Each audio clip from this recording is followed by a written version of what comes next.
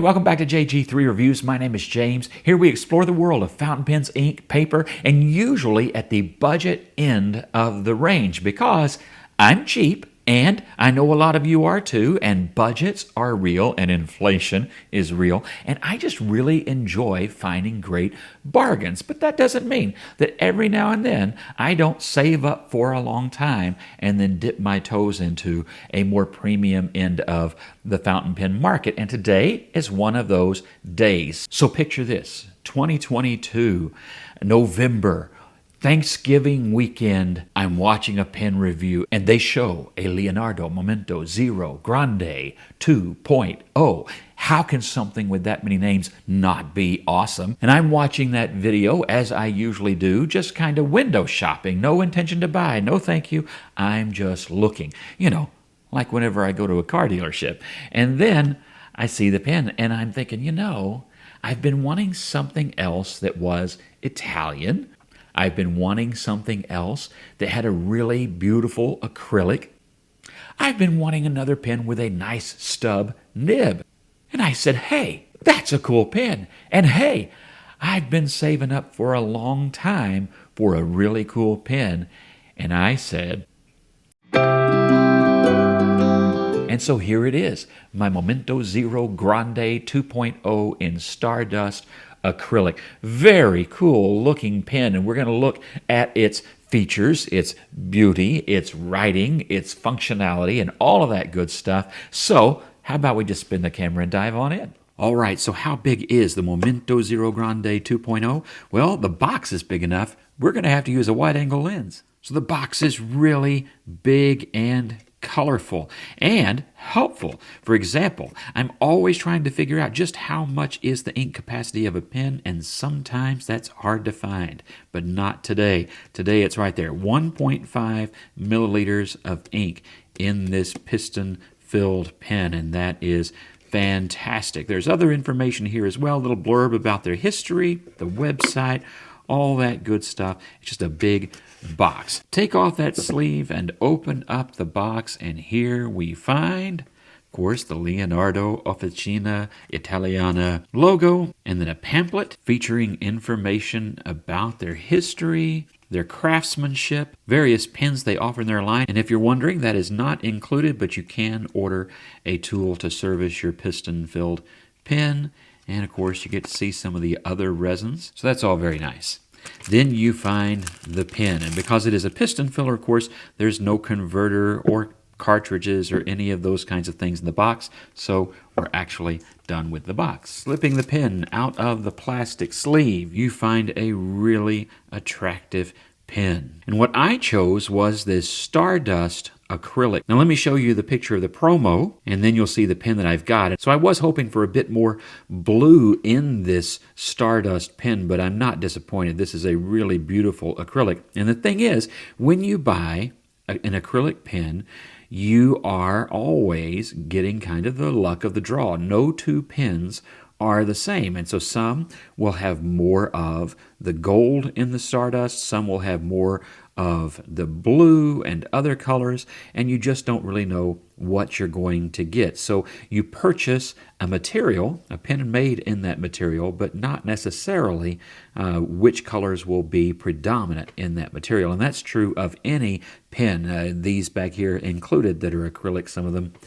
You don't know what you're going to get. I chose myself the silver trim, and it is also available in gold trim. It's also available steel nib and gold nib, but I really like the contrast of that silver trim with the gold and the blue, and I just think that comes together nicely. And really, I'm a silver trim person more often than not. So the pen is familiar. This is an update, an upgrade to a prior design, the MZG, and so you're going to recognize a lot about this pen. Also, its smaller sibling bears a lot of the same design language in the Momento Zero. So you have this conical finial at the top, very nicely done and polished, and just a good job there. You can see how the various colors in the material come together in this cross section. And then you come down to the clip, which is that very familiar Leonardo wheel clip. A little bit stiff, but works really, really well. You really don't need to pull on it that way anyway. It's going to roll right over the fabric.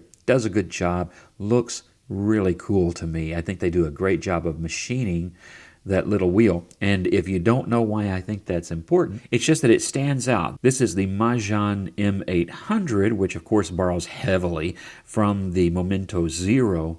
And you notice that they used a curved wheel. And that's just a very simple curved wheel. It's not machined in the same way. Then you come down to those 3 trim rings looking nice and shiny there. And then a bit of a double step down. So they've taken a bit of the thickness down before the end of the cap and then again just before that cap.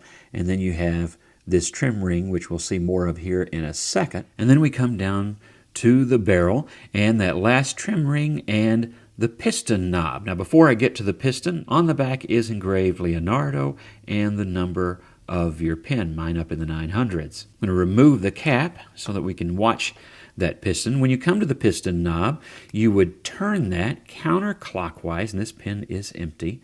That's important, isn't it, before we start turning that knob? There is just a little bit of a remnant from the washing, it looks like. But when you turn that counterclockwise, you will see the piston come in. That's pushing all of that air out, just in case you're not familiar with a piston pin. And then, as you turn it back, it creates a vacuum, which then would pull ink in from the ink bottle, and again, filling your pen up. Now, sometimes you need to do that a time or two to get a pen to its fullest, and then I suggest, when you do, that you let a couple of drops back out just before tightening the knob down completely. Then coming down from that very nice, generous ink window, you have the grip. Now, with the grip, you will see that it is a completely different shape from the grip of its smaller brother, the Momento Zero, and I really love this grip. Now, it is a little bit controversial. People either like it or don't like it. It has a width that then tapers down to a secondary narrower width, and I like the way that feels in hand. It's very comfortable, and I like the grip of the Momento Zero. But for the Grande, they've gone a different direction. It has just the slightest of tapers down to that flare out at the end, and it is as well a very comfortable pen. It's a completely different feeling from the other pen, but it is a comfortable pen to write with and very easy if you have large hands. It's a nice long pen, easy to write with, unposted, but also perfectly secure in posting, and actually not too back heavy. It does have some back weightedness because that cap is going to be mostly past most hands, so you might prefer to write with it unposted, but it's up to you and what your preferences would be. Now, of course, that brings us to the business end of the fountain pen with this really nicely decorated nib. Now, this is a 1.5 millimeter nib. It is a number 6 sized nib, and it has a really nice Leonardo logo and decoration. It has the nib size, and it has that sunburst decoration behind the logo that I think looks just really cool. And of course, it has a plastic feed, as most pens do. So that's the design of the Momento Zero Grande, a great looking pen. Now let's do a size comparison so that you can see, is the Grande really grande? All right, for the size comparison today, I have chosen the recently reviewed Pen BBS 495, another piston filler pen.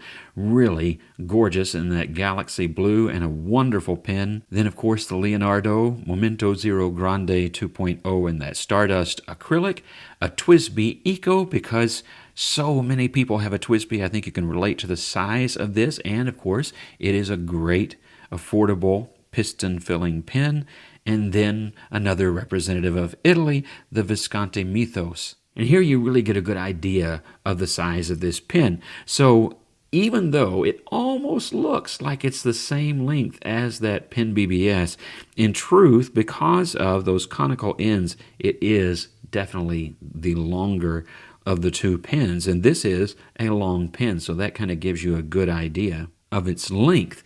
It is also a pen large in diameter, and I think that really shows here. You can compare it to either pen on either side, and these are not overly thin pens, the Pen BBS and the TWSBI, so that really starts to tell you how big a pen this is and why it has such a great ink capacity as well. And here are the pens unposted, and for those of you who would write with the pen unposted, lengthwise, it's not that dramatic a difference. It's about the same size as that Pen BBS pen, really about the same length as the TWSBI, but you do see that it is a much larger pen in diameter. Again, that's also that you can get that greater ink capacity, and so that's the trade-off. You end up with a really big pen, but if you like a big pen, then this is a pen for you. Here are the pens in their posted length, and I always find it interesting how the dynamic changes, because in length there is very little difference in these pens. Even the shorter Mythos starts to come up closer to the length of these other pens. So that's kind of one of those things you want to check out if you're able to go to a pen store and look at a pen, post it, and check all of that stuff, because posted, a pen is completely different from what it's like unposted or capped. The length differences often go away or are exaggerated depending on the pen. All right, today's ink is going to be Iroshizuku Kon-Peki. That's not part of the label. That's a mess James made one time filling a pen. I realized the other day I don't have a pen inked up with this ink. And look at that. How can you not have a pen inked up with that ink? I think this is going to be a great looking combination with the blue in this acrylic and with that stub nib. So first I'm going to expel the air. I'm doing that out of the ink actually, even though I already have it in the neck of the bottle. And then I'm going to lower that down into the ink and draw that up.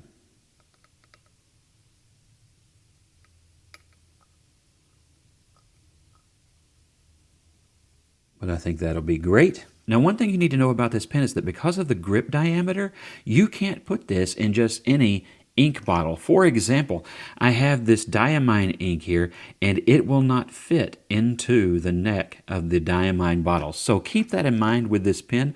If you order an ink to go with the pen, make sure that it's one where you know the bottle is actually going to be compatible with the diameter of that grip section. All right, so today I thought I would break out the notebook from Great Fountain, Italy, because Italian pen, Italian paper, it just kind of all goes together.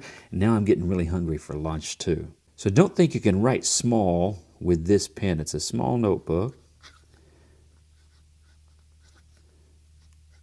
But writing small, a 1.5 stub just really doesn't do, does it?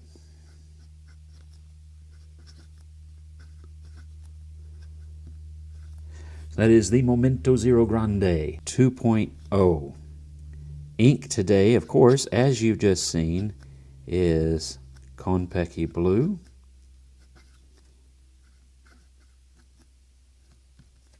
And that's just such a nice ink. Wetness is good. Pen keeps up really well, supplies ink just fine. That looks a little bit dry, but I have not had any ink starvation or dryness issues with this pen at all. Now, of course, the fun of one of these stub nibs is that line variation. So if you come down at that angle, you get a nice thick line, and then thin, and then thick, and then thin, and then thick, depending on how you like to do your little loop-de-loops. You're going to get variation out of there. Another way to see that is to come down at this angle. You could do that certainly more neatly than I did. My paper keeps popping up off the desk. But you can see that you get plenty of line variation here, and it looks really good.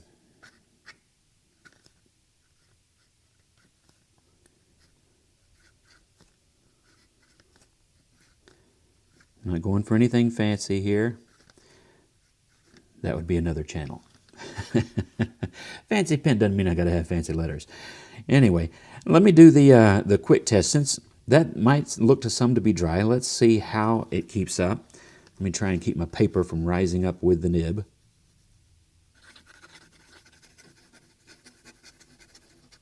All right, that did just fine. And if we go back and forth, that thin line, again, looks just fine. So ink keeps up and does a good job. I've been very pleased with the writing of this pen. No issues whatsoever. Very pleasant pen to use. The only thing I would say ergonomically is, and this will depend on your hand size and grip, is that the way that double step down works, I can feel that from time to time, and so a lot of times I just write with it unposted, Plenty big pen to do that. No problem.